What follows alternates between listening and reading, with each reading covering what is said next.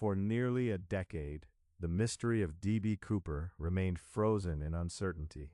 No body, no parachute, no confirmed suspect, and most importantly, none of the stolen ransom money had ever appeared publicly. The FBI carefully recorded every serial number from the $200,000 delivered during the hijacking. Investigators believed the money itself might eventually expose the truth. If Cooper survived, he would need to spend it eventually, and when he did, the serial numbers could identify him immediately. But year after year, nothing appeared.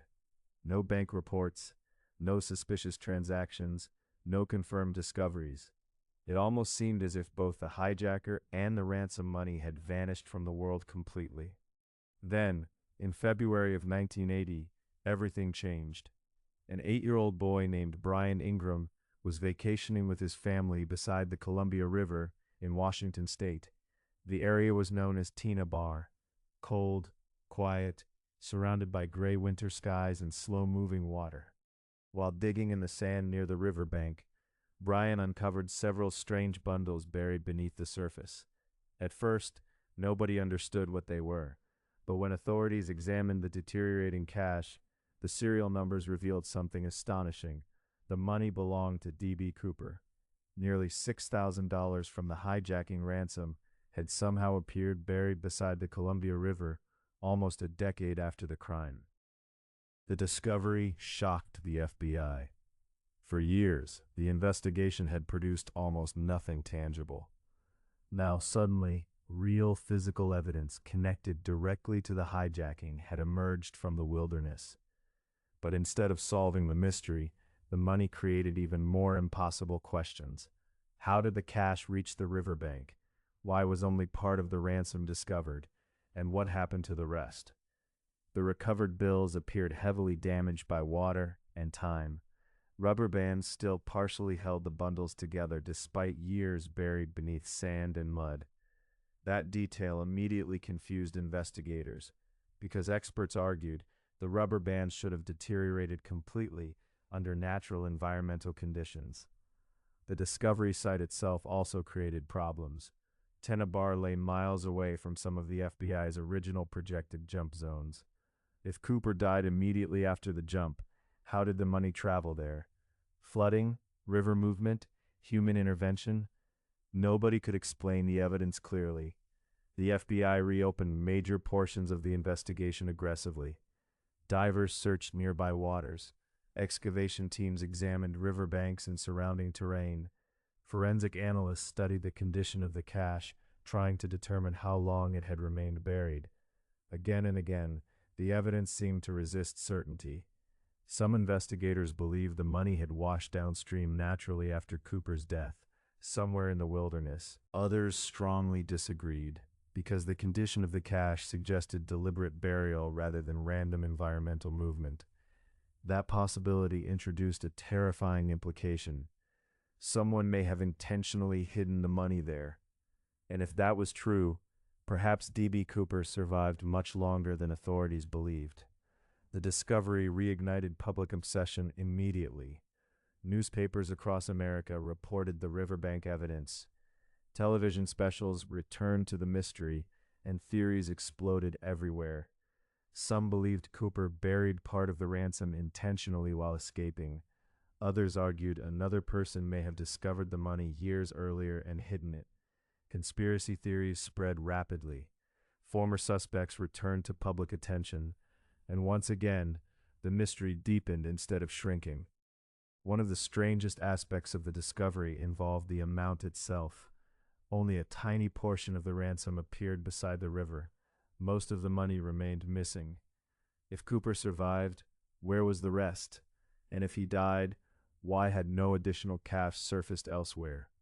Investigators also examined the surrounding environment carefully.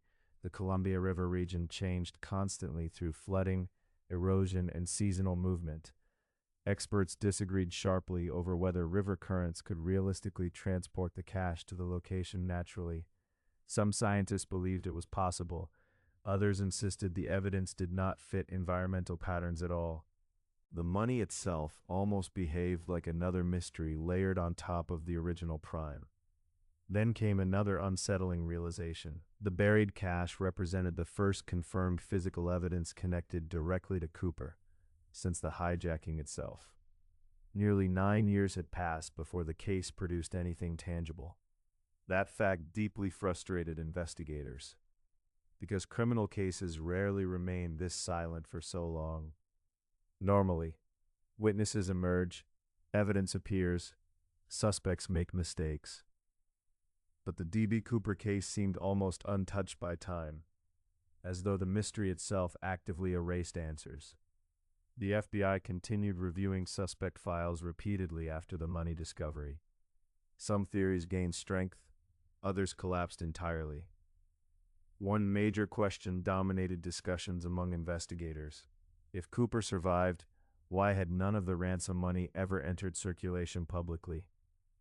The amount stolen in 1971 represented a fortune at the time, yet almost all of it remained invisible. That silence suggested two terrifying possibilities. Either Cooper died before spending the money, or he succeeded so completely that he never needed to expose himself afterward. Both explanations felt unsettling in different ways. As years passed, the riverbank discovery transformed into one of the most debated pieces of evidence in modern criminal history. Documentary filmmakers visited the location repeatedly. Independent investigators launched private searches across the Pacific Northwest. Treasure hunters explored forests hoping to discover parachutes, bones, or remaining ransom money. Nothing definitive ever appeared. The wilderness remained silent, again and again and again. One FBI investigator later admitted the money discovery felt less like solving a mystery and more like the mystery deliberately taunting investigators, because every answer created new contradictions immediately afterward.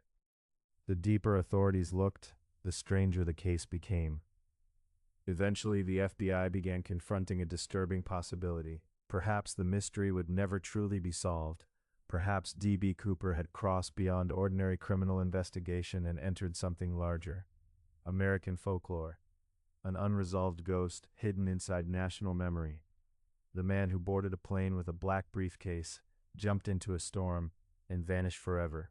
And yet, despite decades of investigation, one final question still remained. Did D.B. Cooper actually survive, or had the forests and rivers of the Pacific Northwest buried the truth forever, beneath darkness, rain, and silence? In the final episode, the theories collide, and the mystery reaches its final unanswered question. This is Echoes of Humanity TV. YouTube.com/Echoes of Humanity TV.